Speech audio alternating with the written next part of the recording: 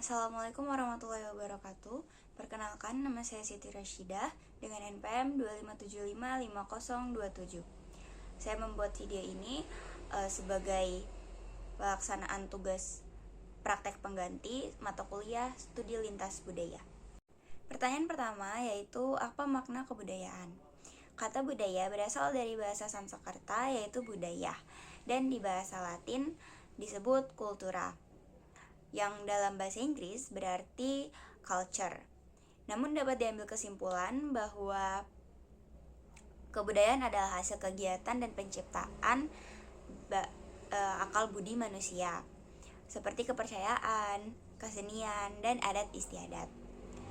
Kebudayaan itu merupakan keseluruhan pengetahuan manusia sebagai makhluk sosial yang digunakan untuk memahami lingkungan serta pengalamannya yang menjadi pedoman tingkah lakunya. Mengapa penting mempelajari kebudayaan asing? Mempelajari kebudayaan asing sangat penting karena dapat memperluas wawasan dan pengetahuan, meningkatkan toleransi serta pemahaman antar bangsa. Dapat juga untuk mengurangi culture shock dan membuka peluang karir yang lebih luas di era globalisasi. Selain itu, pemahaman ini juga membantu membangun hubungan yang lebih baik dengan orang asing dan mendorong kreativitas dan juga meningkatkan kemampuan komunikasi. Pertanyaan nomor 3, apa yang dimaksud dengan kompetensi lintas budaya? Apa saja elemennya dan jelaskan. Kompetensi lintas budaya adalah suatu kemampuan yang diraih oleh seseorang setelah mempelajari dan memahami ilmu lintas budaya. Lalu apa saja elemen-elemennya?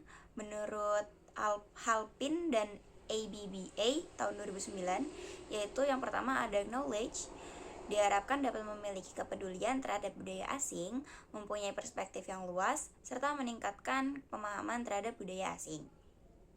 Yang kedua ada skills, yaitu maksudnya diharapkan seseorang itu dapat mempunyai keteraturan atau self-monitoring, dapat membangun hubungan yang baik dengan manusia lain, dapat memiliki kemampuan berkomunikasi yang baik, dan bersikap persuasif atau penuh ide.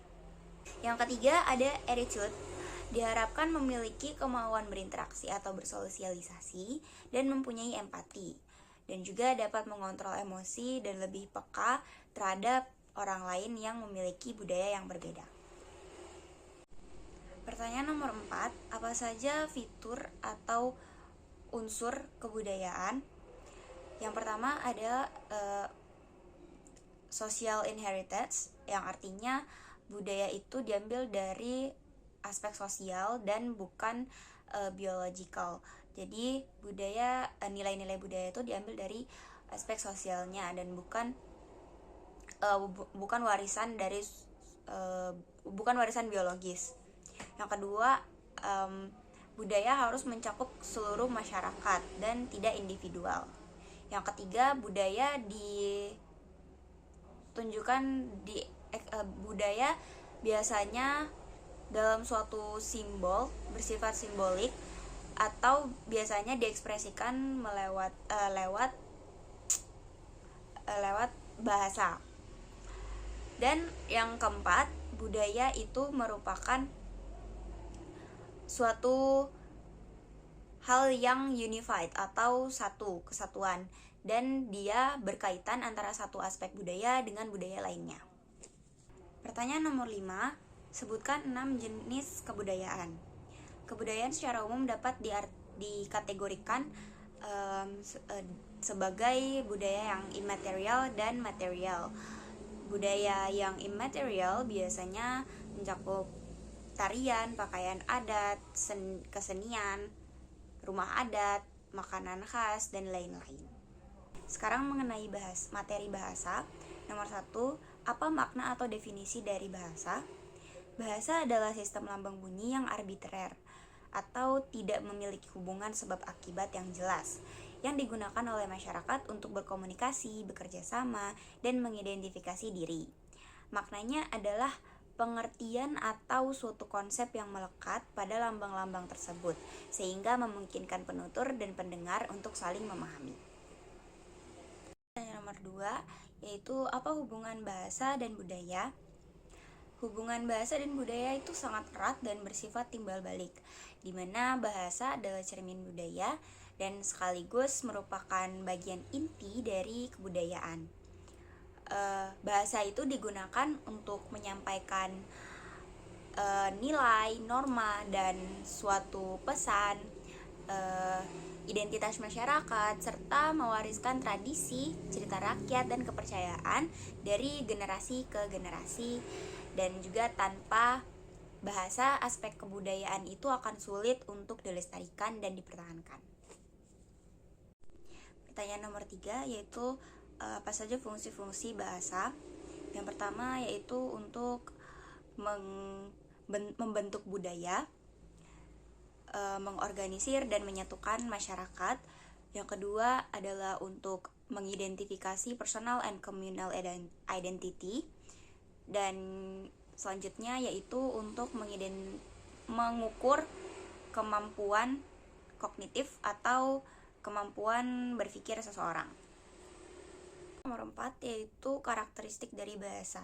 Yang pertama ada sistemik dan sistematik, yaitu karakteristik pada bahasa yang merujuk pada dua aspek yang berbeda. Sistematik menekankan bahasa sebagai sebuah sistem yang memiliki aturan teratur dan konsisten. Jadi ia memiliki sebuah pattern seperti fonologi, morfologi, sintaksis, seperti itu. Sementara itu sistemik merujuk pada bahasa sebagai bagian dari sistem yang lebih besar. Misalnya sistem sosial yang saling berhubungan, elemen-elemennya saling memengaruhi satu sama lain. Lalu sifat-sifat lainnya atau karakteristik lainnya ada semiotik, human sound, arbitrary, unik, dan variatif. Terus dynamic, human atau dari manusia untuk manusia.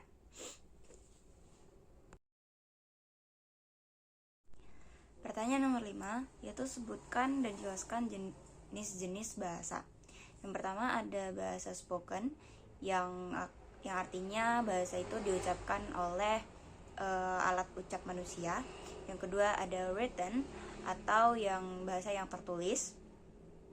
Lalu yang ketiga ada bahasa yang simbolik, jadi dia disampaikan oleh suatu simbol. Yang keempat ada bahasa mental atau telepati. Maksudnya bahasa telepati atau mental ini adalah suatu bahasa yang dilakukan oleh antar individu, bukan secara spoken atau written atau simbolik, tetapi secara mental. Lalu yang terakhir ada bahasa programming atau kode biner, yaitu 1, 0. Selanjutnya masuk ke materi yang ketiga yaitu tentang stereotype. Pertanyaan nomor 1, apa yang dimaksud dengan stereotype? Stereotype adalah keyakinan atau gagasan yang terlalu disederhanakan dan dilebih-lebihkan tentang karakteristik sekelompok orang. Jadi stereotype itu bisa diumpamakan sebagai suatu sudut pandang orang lain terhadap suatu hal yang seringkali didasarkan pada prasangka dan generalisasi tanpa memandang perbedaan individu. Stereotip ini seringkali dibentuk secara tidak sadar dan dapat berdampak negatif ataupun juga positif, karena ini membatasi cara kita memandang dan memperlakukan orang lain. Pertanyaan nomor 2 yaitu apa saja karakteristik dari stereotip. Yang pertama, stereotip ini bermula dari dugaan yang kemudian jadi suatu hal yang digeneralisasikan. Jadi dugaan itu merambat kepada sesuatu yang digeneralisasikan sehingga membentuklah stereotip. Lalu yang kedua adalah rigid but may experience change. Jadi yaitu kaku tapi setelah banyaknya perubahan itu bisa berubah suatu waktu. Lalu dapat berdampak positif tapi juga dapat berdampak negatif bagi masyarakat. Stereotip ini juga bisa sebagai landasan atau pemikiran awal terhadap sesuatu. Jadi untuk mengurangi sebuah ketidakpastian gitu. Pertanyaan nomor 3 yaitu sebutkan dan jelaskan 4 jenis stereotype. Yang pertama ada stereotype nationality stereotype, yaitu stereotip tentang suatu nationality atau kebangsaan. Jadi tiap negara memiliki ciri atau stereotip yang berbeda-beda. Seperti contohnya di Indonesia adalah stereotipnya orang yang memiliki sikap ramah-ramah begitu. Lalu yang kedua ada racial stereotype atau suatu stereotip yang mengelompokkan ras. Lalu selanjutnya ada gender stereotype atau stereotip berdasarkan gender. Dan yang terakhir ada stereotip political. Selanjutnya pertanyaan nomor 4 yaitu apa saja dampak negatif dari stereotip. Stereotip ini dapat berdampak negatif, yaitu contohnya seperti ke diskriminasi, konflik sosial, lalu ada juga pembatasan pergerakan dari seseorang, dan juga perusakan mental seseorang, dan pembatasan potensi dari seseorang. Pertanyaan nomor 5 yaitu bagaimana cara menyikapi stereotip. Ya tentunya cara menyikapi stereotip ini adalah dengan tidak langsung mengambil keputusan hanya berdasarkan stereotip, dan juga tidak langsung menilai sesuatu hanya berdasarkan stereotip. Intinya kita harus memiliki pemikiran yang terbuka dan bijak dalam mengambil langkah atau tindakan, dan tidak hanya mengandalkan landasan pikiran yang ada di intinya tidak hanya mengandalkan landasan pemikiran yang ada di kepala kita tentang sesuatu, apalagi hanya berdasarkan stereotip. Sekian tugas video ini saya akhiri. Wassalamualaikum warahmatullahi wabarakatuh.